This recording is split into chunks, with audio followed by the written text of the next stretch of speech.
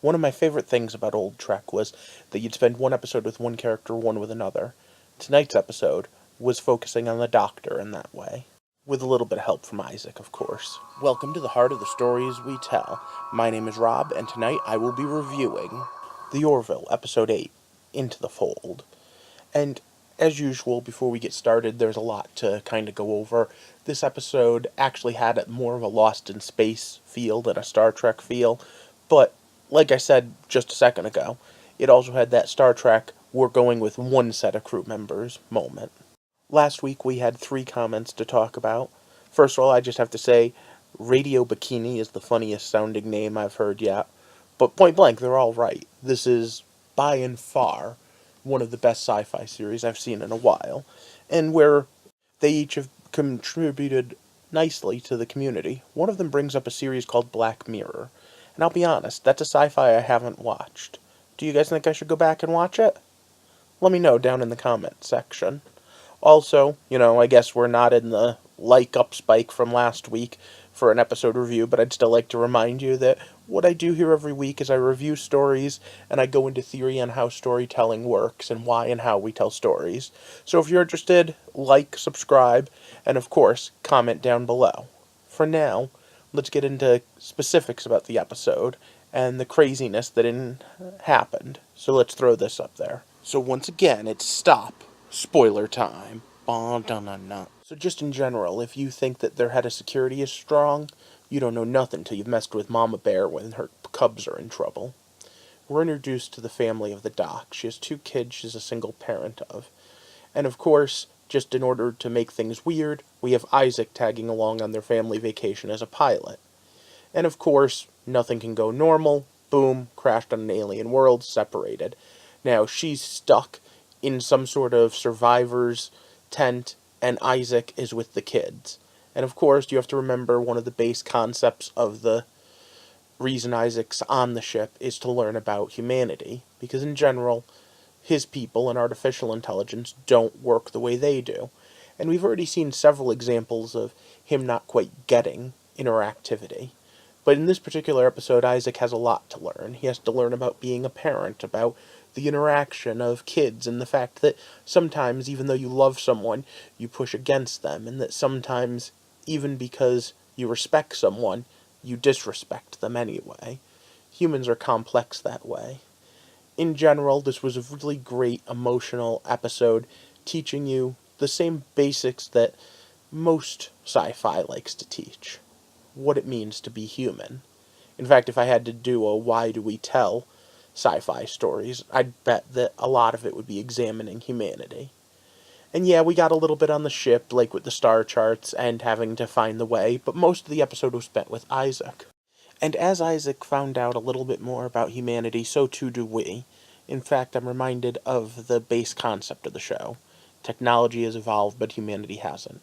Who hasn't been on that family vacation where the kids are arguing and you just want to pull your hair out and scream, "Stop, stop, just give me like 5 minutes."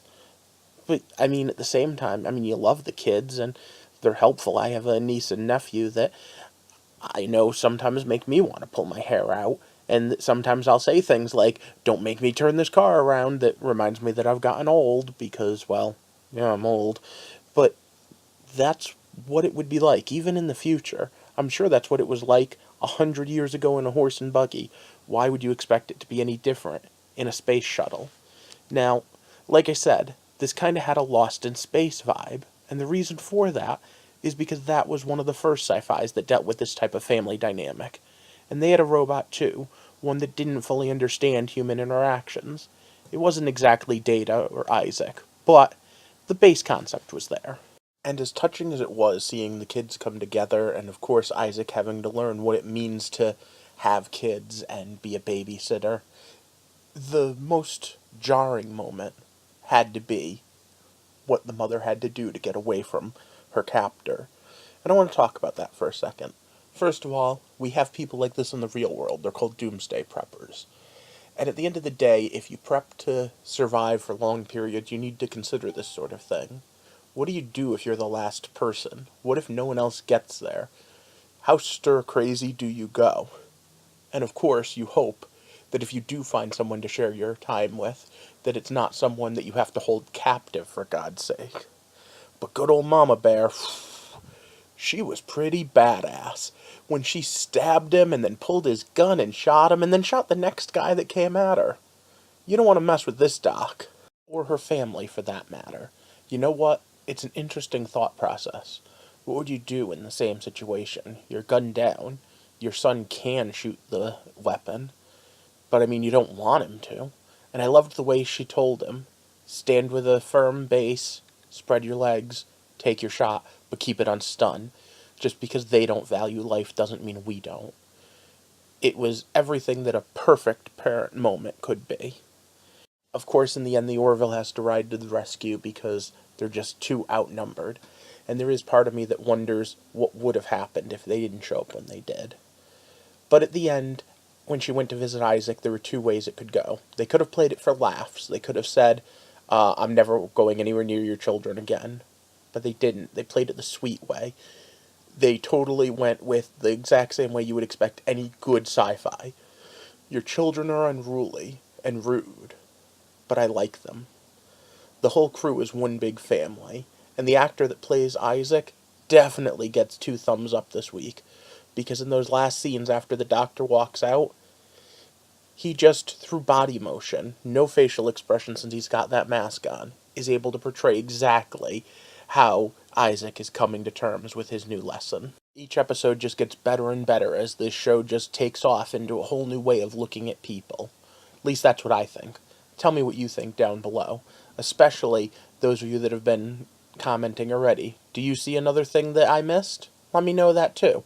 And of course, leave me a thumbs up and share this video so that you can help me grow the channel. And if this is your first time here or you haven't yet, come on and click that subscribe button. I'm trying to build up as many of followers as I can so that I can make a community, one where we can talk about the hows and the whys, and mostly so that we can explore what it means to be a storyteller and what stories mean to us.